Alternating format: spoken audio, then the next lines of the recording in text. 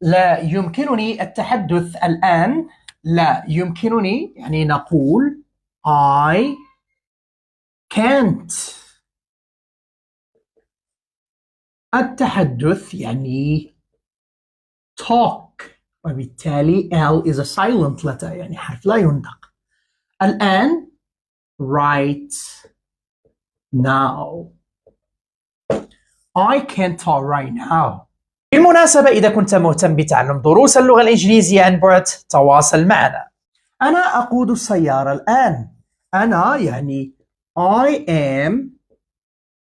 أقود يعني driving، وبالتالي am and ing هنا نستعملها بالنسبة للpresent continuous يعني للتحدث عن زمن الحاضر المستمر، ونستعمل هذا الزمن يعني للحديث عن الأشياء التي نقوم بها يعني الآن، يعني تكون آنية.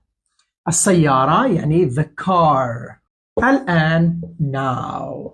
يمكننا القول right now. I'm driving the car now. اتصل بي لاحقا.